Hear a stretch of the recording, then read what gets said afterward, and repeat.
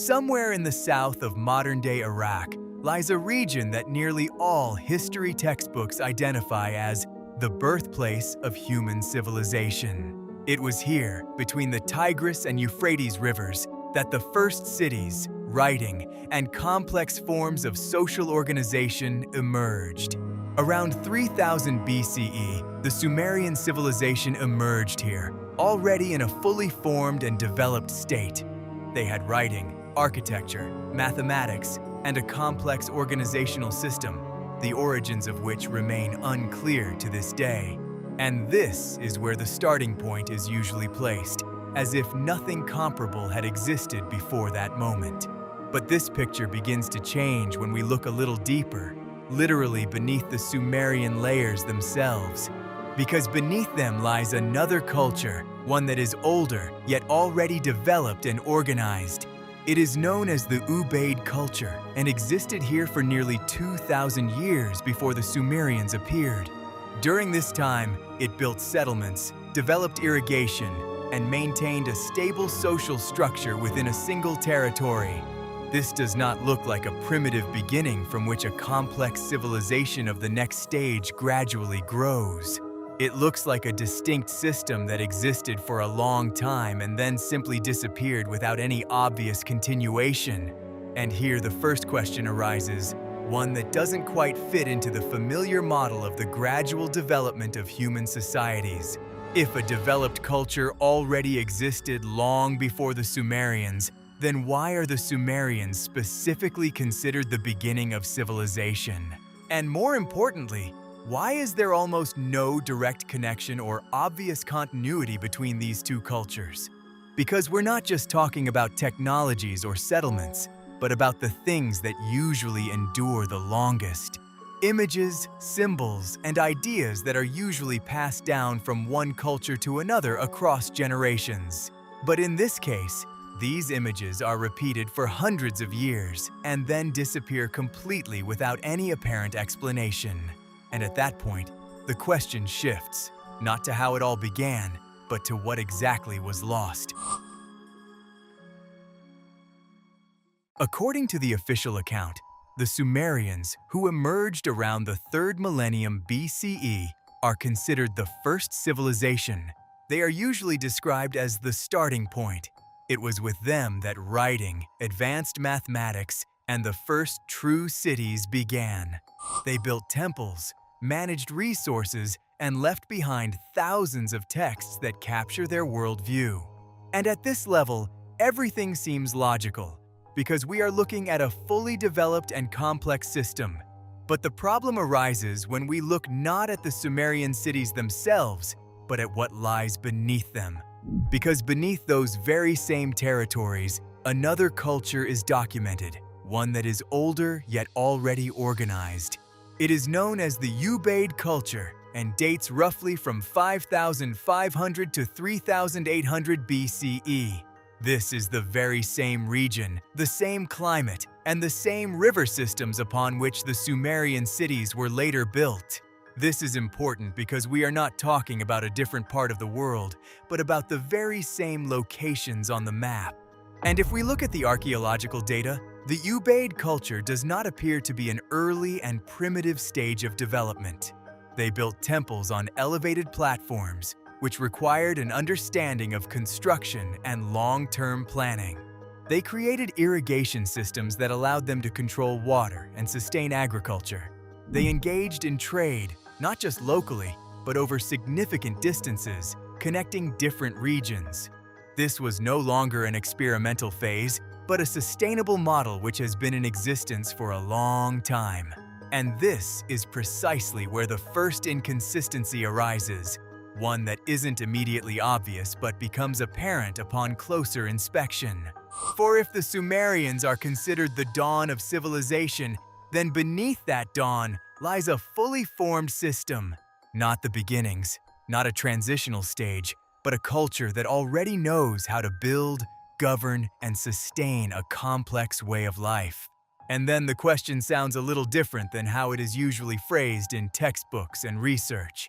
It is not about how the first civilization came into being, but about why its origins lie on top of another.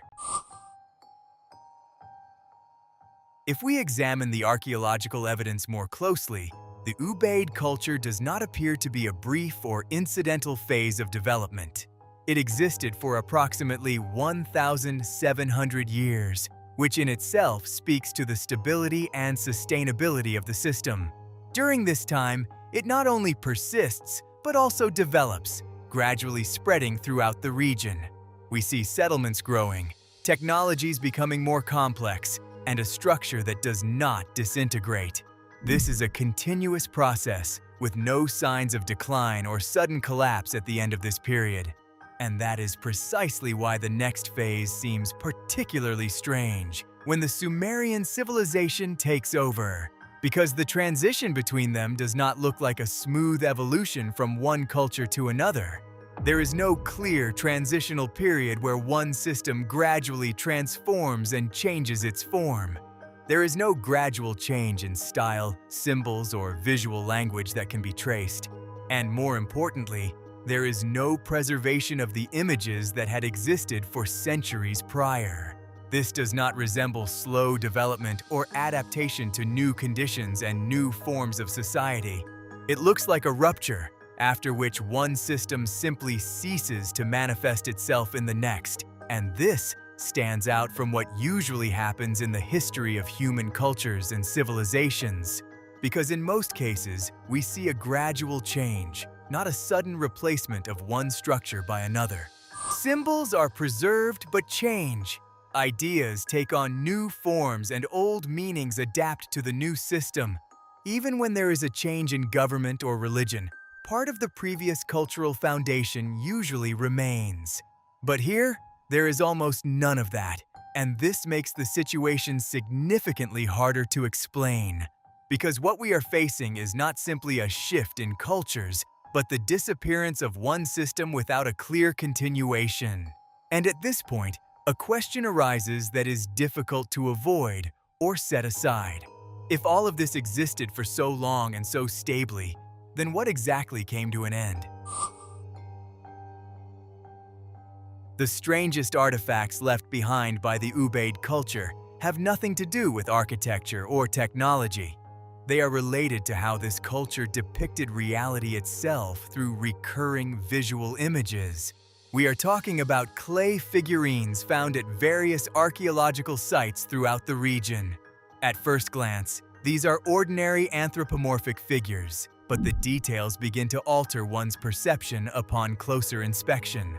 Their bodies are human, with familiar proportions, poses, and a general structure that is easily recognizable. But their heads look different, and this difference is repeated with surprising precision across different finds. The skulls are elongated, the facial features are smoothed out, and the eyes have a characteristic almond shape and slant. In some cases, one can see details that resemble not human but rather reptilian features. And what matters is not only how they look, but also how exactly they are depicted in these images. Because these figures do not look like monsters or hostile creatures from a frightening imagination.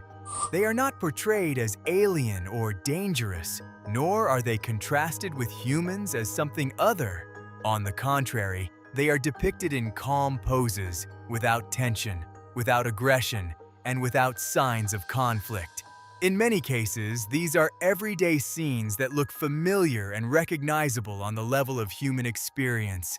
One of the most famous figures shows a woman feeding a child while holding it in her arms. And here, a key detail emerges that is hard to ignore upon close examination. Because both the mother and the child share the same inhuman traits, which are echoed in other discoveries. It does not appear to be a symbol of horror, a warning, or an image of an enemy cast outside the bounds of normality. It looks like a normal scene, woven into everyday life and requiring no further explanation.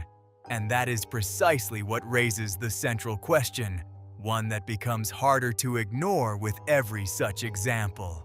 What exactly were people depicting if these images were so familiar and recurring to them? When we turn to Sumerian civilization, the first thing that stands out is the sheer volume of records they left behind. They left thousands of texts in which they described their religion, mythology, and worldview in detail. They have lists of gods, their functions, origins, and roles in the structure of human life. They record myths, rituals, and even administrative processes, leaving a fairly complete picture of their system. And that is precisely why the following point seems particularly strange against the backdrop of such detail and precision. Because in these texts, there is not a single direct mention of the images that existed before them. In no text, no myth, and no description does anything resembling these figures appear. And this applies not only to texts, but also to visual culture, which the Sumerians developed quite extensively. They depicted their gods, people, animals, and scenes from daily life, capturing their worldview through imagery. But among these depictions, there is nothing that continues the visual tradition that existed before. It is as if these images had never existed in this region before the Sumerians arrived.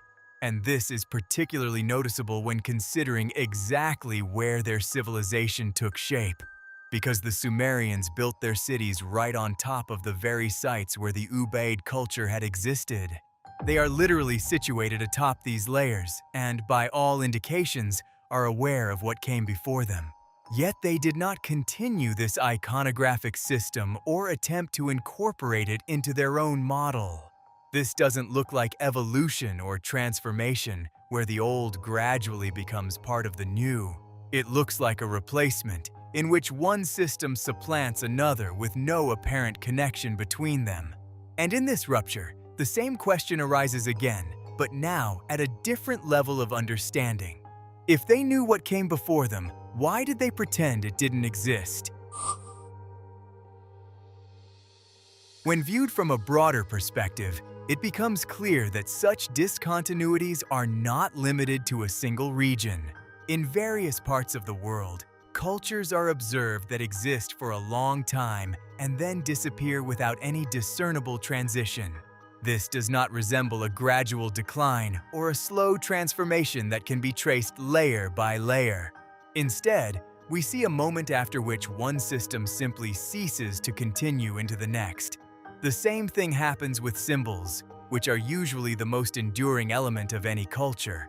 They can exist for centuries, reappear in different forms, and be passed down through generations with virtually no changes. But in some cases, these symbols simply disappear without transitioning into the next cultural system. And this is no longer an isolated observation, but a recurring phenomenon found in various historical contexts. The same applies to knowledge, which sometimes appears in history as if fully formed, without a long period of accumulation, without intermediate stages, and without obvious preceding forms. We see systems that are immediately complex, but we do not see exactly how they arrived at this complexity. And this creates the impression not of gradual development, but of one layer replacing another, as if at certain points, history moves not continuously, but in leaps between already formed systems. And each time in these places, the same detail remains, one that receives no clear explanation. Not destruction, not catastrophe, and not gradual change, but rather the absence of a connecting link.